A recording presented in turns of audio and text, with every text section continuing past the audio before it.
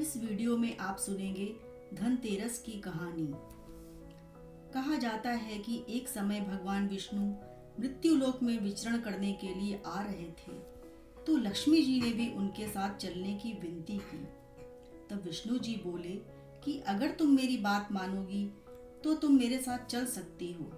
लक्ष्मी जी ने उनकी बात मान ली और भगवान विष्णु के साथ भूमंडल पर आ गई। कुछ दूर चलने पर भगवान विष्णु ने लक्ष्मी जी से कहा कि जब तक मैं ना आऊं तुम यहीं पर रुको। मैं दक्षिण दिशा की ओर जा रहा हूं, तुम उधर मत आना। विष्णु जी के जाने पर लक्ष्मी जी ने सोचा कि आखिर दक्षिण दिशा में ऐसा क्या है जो मुझे भगवान विष्णु जी ने मना किया है, और स्वयं चले गए। लक्ष्मी जी से रहा नहीं गया और जैसे ही भगवान आगे बढ़े, लक्ष्मी जी भी उनके पीछे पीछे चल पड़ी। कुछ ही आगे चलने पर उन्हें सरसों का एक खेत दिखाई दिया जिसमें बहुत सारे फूल लगे हुए थे। सरसों की शोभा देखकर वो मंत्र मुग्ध हो गई और फूल तोड़कर अपना श्रृंगार करने के बाद आगे बढ़ी। थोड़ा आगे जाने पर एक गन्ने का खेत आया। लक्ष्मी जी ने गन्ने तोड़े और रस चूसने लगी। उसी समय विष्णु जी आए।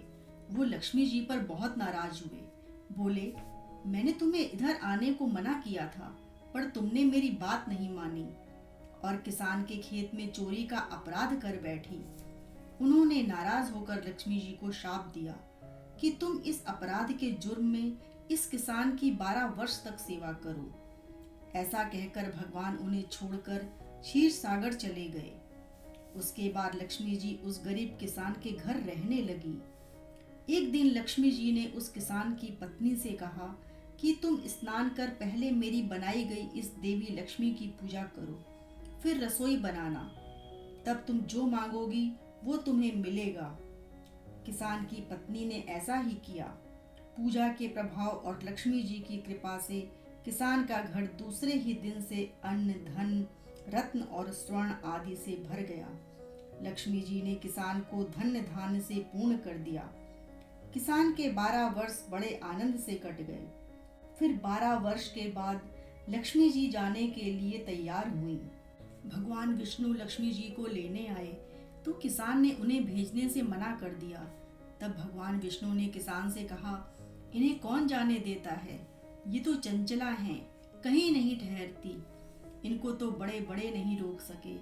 इनको मैंने शाप दिया था, इसलिए 12 वर्ष से तुम्हारी सेवा कर रही थी। इनकी सेवा का समय पूरा हो चुका है।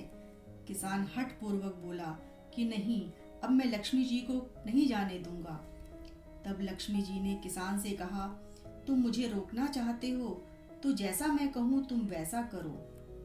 कल तेरस है, तुम कल घर को लीप पोत कर साफ करना, रात में घी का दीपक जलाकर रखना और सायंकाल मेरा पूजन करना, और एक तांबे के कलश में रुपए भरकर मेरे लिए रखना। मैं उस कलश में निवास करूंगी, लेकिन पूजा के समय मैं तुम्हें दिखाई नहीं दूंगी। इस एक दिन की पूजा से वर्ष भर मैं तुम्हारे घर से नहीं जाऊंगी।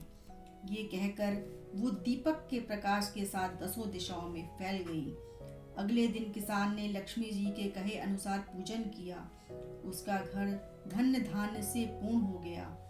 इसी वजह से हर वर्ष तेरस के दिन लक्ष्मी जी की पूजा होने लगी। अगर ये वीडियो अच्छा लगे तो चैनल को सब्सक्राइब करें, लाइक, शेयर और कमेंट भी करें। जय श्री कृष्ण।